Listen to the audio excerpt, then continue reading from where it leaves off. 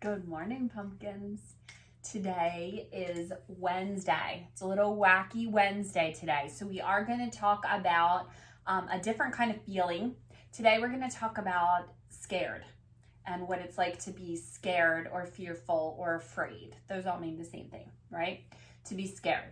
And what you are scared of, what scares you, and how you deal with that. Okay, so I'm going to give you a couple examples. When we get to that part, we are going to read When I'm Feeling Scared with our favorite bunny friend. And he's going to tell us what he does when he's feeling scared. And I'm going to tell you about myself and what scares me. I mean, normal things scare adults, but I have one little thing. I'm not afraid of much, but I am afraid of one thing. So today I wore my pumpkin shirt, which actually says I teach the cutest pumpkins in the patch, which is the other reason when I came on I called you pumpkins, because it's kind of Halloweenish and we were talking about being scared. But I will tell you, I'm not a huge fan of Halloween, only because I don't like scary things. I don't like scary movies. I don't like to watch scary things. I don't like to go on like those hay rides and stuff. I don't like it. I don't like scary things. So I try to keep Halloween fun and light and about pumpkins and things that I do like black cats and bats and things like that. Okay, good morning, sweet students. So I was going to call you spooky students, so it kind of went with the theme, but I have to tell you, you're not spooky. You're not, you're sweet. So I just went with sweet students anyway, because what's the other thing we get during Halloween? Candy. You can't have too much candy, right? So you are sweet all the time. I do want you to be thinking, though, about what you're scared of. Today is Wednesday. So we made it through Monday, we made it through Tuesday, and now it's Wednesday. We're right in the middle of the week. We almost made it to the end of the week. You're doing fabulous. 2 activities a day on Seesaw. Wonderful, wonderful. Today you are doing number 8 and another letter. So whatever letter. So today we're doing M. When you do M, it will be on Seesaw as well. Today we are discussing being scared and how to overcome fear. So this is what I want to talk to you about. To overcome fear means that just because things scare you doesn't mean that you shouldn't do them. So let me give you an example. So my middle son, Colin, loves everything. Like he loves roller coasters. Like I probably couldn't even name you anything he's scared of. He's not afraid of anything. And when he was little, he always wanted to go on the roller coasters all the time. Roller coasters, roller coasters. So my younger son, Chad, scared. Very, very scared of roller coasters. So he didn't want to go.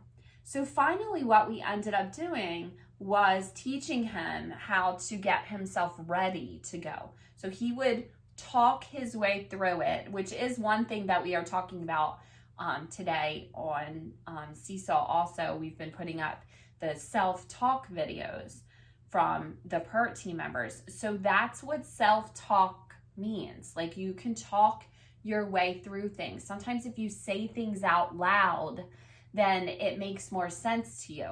And that's exactly what he would do. He would first visualize himself on the ride, and then he would stand in line and he would say, I have about 15 more minutes to get myself ready to go on the ride. And then when he finally started going on the rides, guess what? He had nothing to be afraid of. So that's what happens a lot, right? There's a lot of things in your life that might scare you, but you can overcome that fear. So here's my example.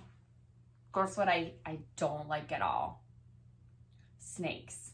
My class last year thought it was the funniest thing in the entire world that I do not like snakes.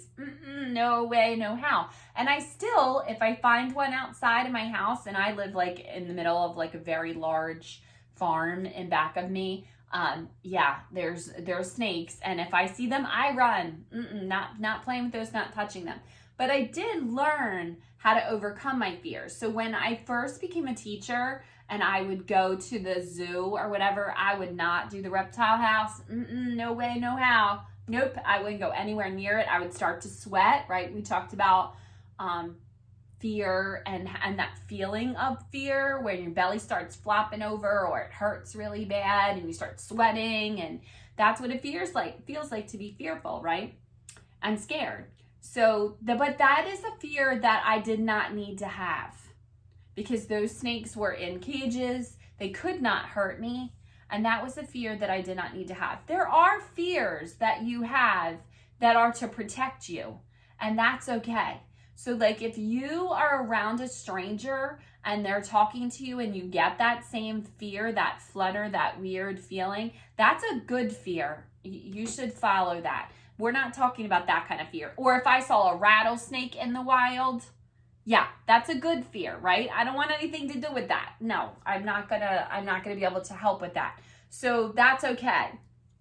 But if I was trying to overcome my fear, like of the snakes at the zoo, I would close my eyes, visualize the good parts of it, like how fun it is to learn about all the different kinds of snakes. And then I walked through and now I have no trouble in there. But that is what happens, right? You need to sometimes talk your way through fears that are not to protect you. Yeah, there are some fears that are just fears. Like when my mother does not like spiders and she's petrified of them. And she'll be like one of those ladies that will be standing on the chair screaming or whatever. That's not necessary. Most of the spiders around here are not dangerous at all. And they're certainly not dangerous enough that they're going to jump out and bite you. So there's no need for you to scream and be crazy about spiders. But my mother is crazy about spiders. So, you know, those are the kind of things that you have to think about, right? Those are the kind of fears that it's okay to overcome. So that's what being scared feels like, right?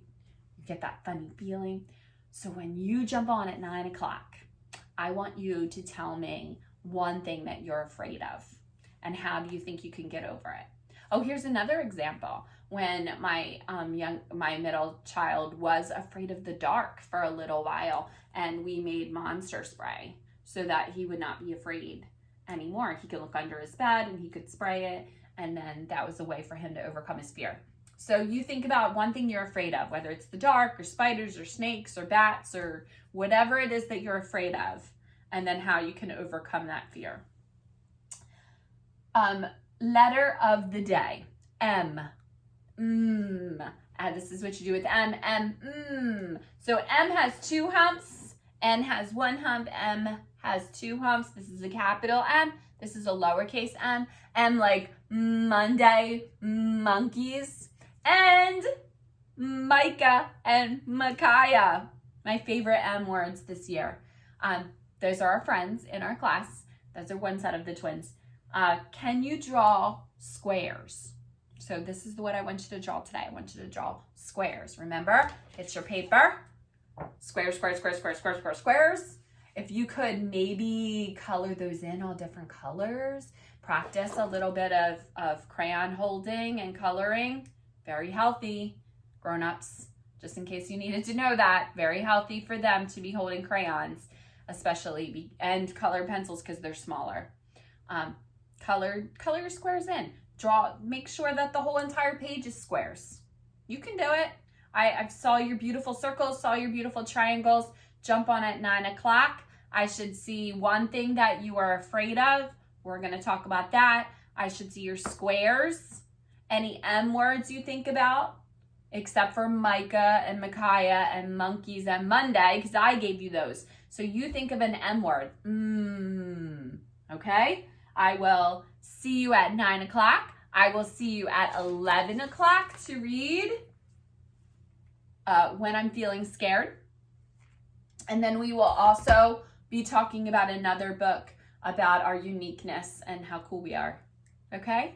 I will see you in a little bit. See you soon.